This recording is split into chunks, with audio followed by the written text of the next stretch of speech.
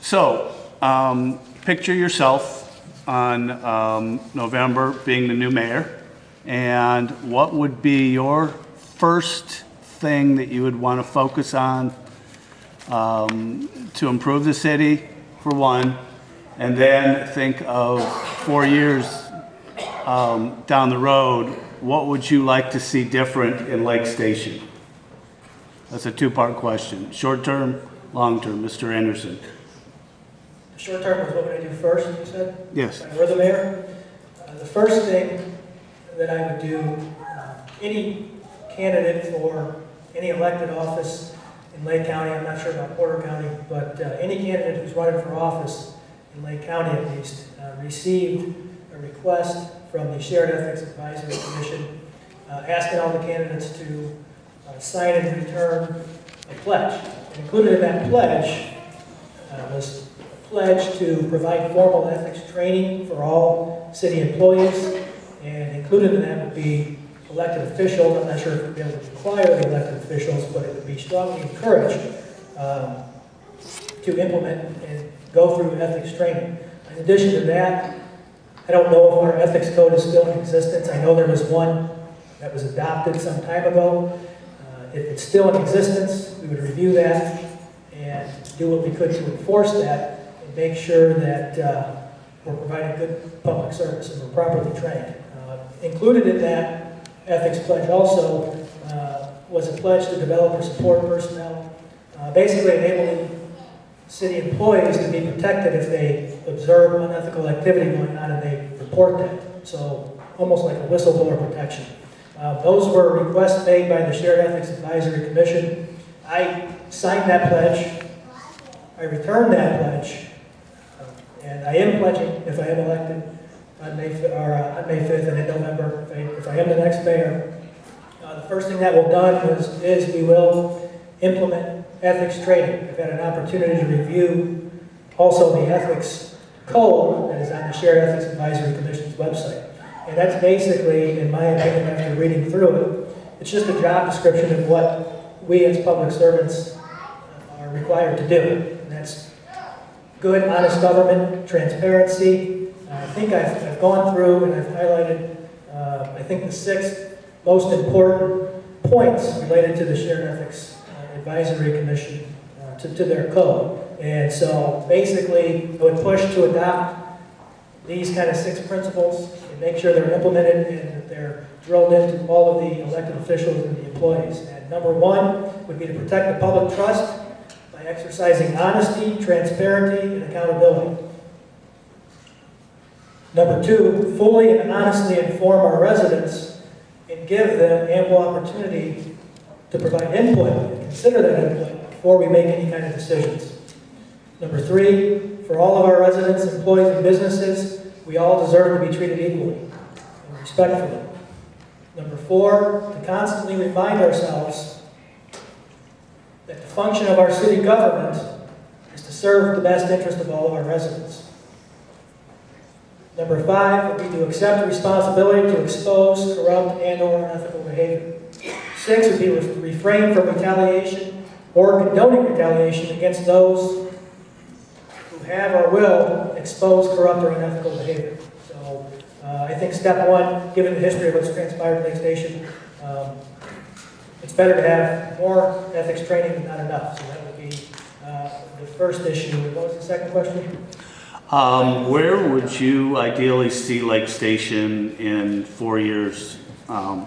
What types of things would you like to see overall changed? I think number 1, an overall more friendly community. A lot more volunteer programs that are associated with the city. Encourage and take advantage of all the residents that are willing to volunteer their time to help clean up the city. We're in my opinion, again, a financial crisis at this point. And so that makes it difficult to accomplish a lot of things that would cost a lot of money. In addition, I think we could be more financially stable in 4 years than we are now, just by exercising a lot more financial responsibility.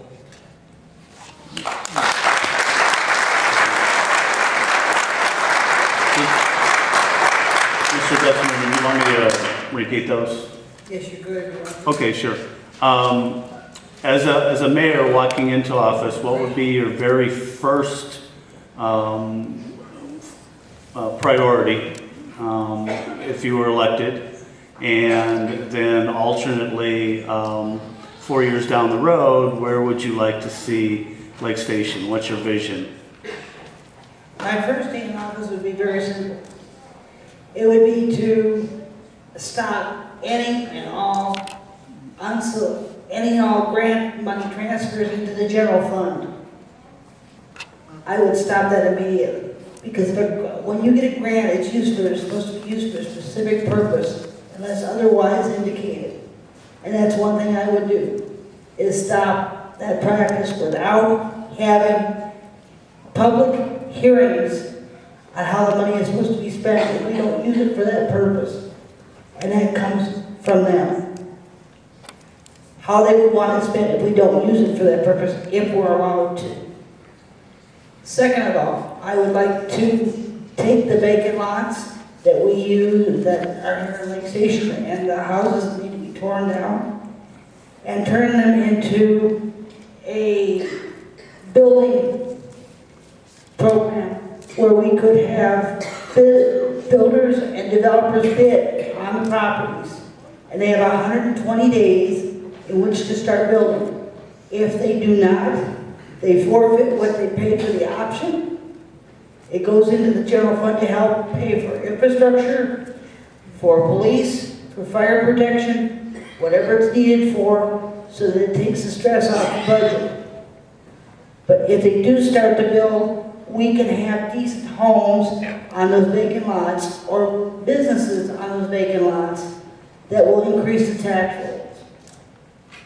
Thirdly, I'd like to see, on my first day, I'd like to see a program in the Institute where we start having businesses come in and teach technical classes at our high school to give our kids an opportunity to have a career. 4 years down the road, I'd like to see 85% of the homes in Lake Station owned and 85% of the businesses owned by people who live in our community. Because that would be a stable tax base where we can draw from for years to come. And it promotes community involvement, it promotes the community as a whole. And it shows unity in a community instead of fractures all over the city, which I have seen, where we've got businessmen that live in Homer that have businesses here. But I haven't met a lot of people who have Lake Station businesses, except for a few. But I would like to see more people who own businesses here, live here, because then you have a stake in the community. And more people who own homes here, live here, because then you have a stake in the community, instead of an investment property that you don't live here. Because then you're disconnected. You don't know what's going on in the community that your property is. Okay, great. Thank you very much. Mr. Peralta, do you want me to repeat the question? I think I'm all right. Okay. Hopefully. You'll correct me if I'm off straight. Okay, first of all, folks out there, I just want you to know, you heard what these gentlemen had to say. I'll be facing one of them November 11th.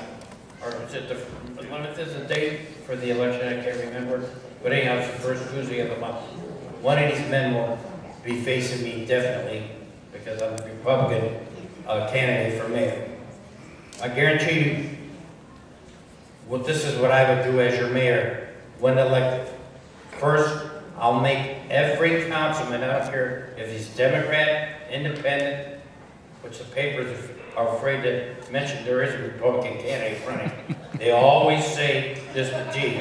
We have some good people, Independents and Republicans, but I would make sure every councilman sign a pledge having an open door policy once a week to be available to hear complaints from their residents in their community and to hear their beefs and then to address it at the City Hall Council meeting and welcome that resident to the meeting.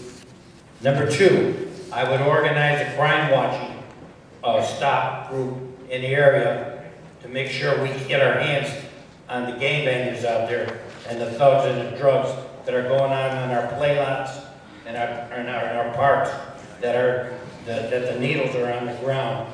I mean, out there, it's ridiculous. And parents will tell you. I'll always do transparency will always be a must for me. I will make sure that our police department, our fire department, our city services are tweaked up to the max. And we will get rid of the dead weight that's on there. In closing, like I said, I'll be seeing everybody again in November, and it's an honor to be sitting up here with these gentlemen. Thank you.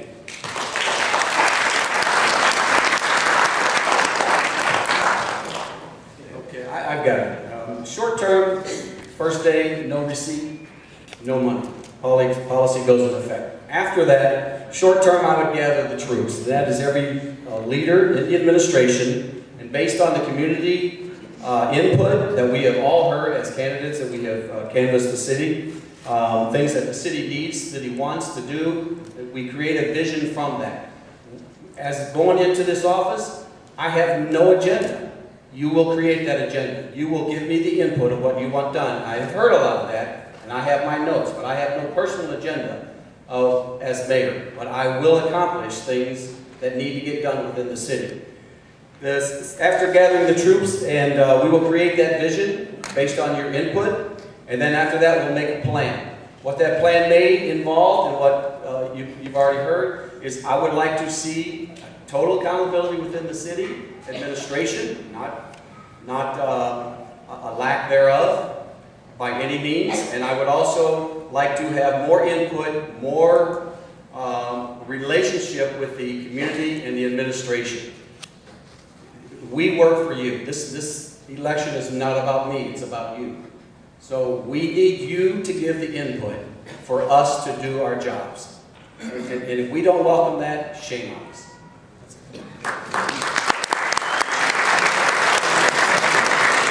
Mayor?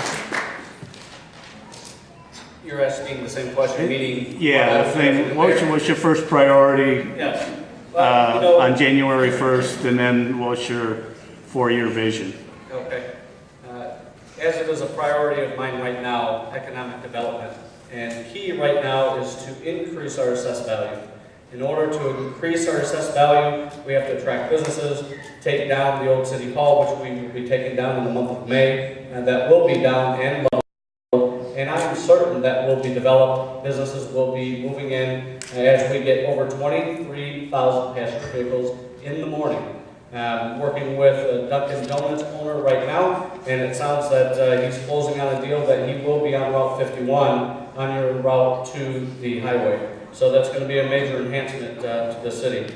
But businesses like to see what we're doing, and that's why we have done what we have done. If we do nothing and we're a do-nothing city, you're not going to attract the businesses you want. And concentrating on our downtown, we just acquired the grant of $2.3 million, and that's going to basically be just after the library, or Central and Fairview, going right into our downtown, a major beautification enhancement project. And it's estimated to gut Central Avenue over $20 million. Obviously, we're going to need grant money to do that, and it's actually estimated at 22.3. So we're going to have to piecemeal that, and we're starting with the first segment at $2.3 million. And as we enhance and become a better community into our downtown, that will absolutely attract more businesses. Talking about the other side of it and the vacant homes, you know, we have taken down over 50 homes in over 7 years, and 50 homes, over 50 homes. We do our best to work with those residents, not to tear down the home, but in some cases, it's just not an option. It's an unsafe dwelling, and we have diligently been working on that. Before, a home would sit for years half burned. Today, it's months, and we address the issue. And that's all about economic development as well. And that brings me into the crime watch and drugs. That's a cancer to every community. We did form our own drug unit and our own task force to deal with these issues firsthand. We hired a veteran from Gary that was part of their narcotics division. We were lucky to get him, and he runs ours today. We hit the ground running, seizing hundreds of thousands of dollars in drugs and monies and vehicles and properties, and getting the message clear: if you're going to deal drugs, you're not going to do it in the city of Lake Station. And they have done a wonderful job, and we will continue that. That's a very, very important piece about growing a community. And I will just continue to do and search the grants that I have always done. Again, over the past 7 years, I've acquired over $9 million in grants. That's an average of $1.1 million each and every year to improve our quality of life here at Lake Station. Lastly, safety services. We are always looking at not just the police, but every department, how we can look and do better in every department. Recently, with all the issues throughout the country, we are going down the path of police body cams, and we're looking at the cost of those, and we'll probably be trying those out here very soon with the different vendors. Again, that's to protect the police officer and the resident. We have had our fair share of complaints, and this will just simply take the complaint out of the issue, because we'll have a video to review and see if we were unfair with the resident, or was the resident actually valid to arrest. So again, we're constantly looking at all the departments and how we can make it better, and that's what we will continue to do. Overall, improving quality of life, and that's the key for all of our residents.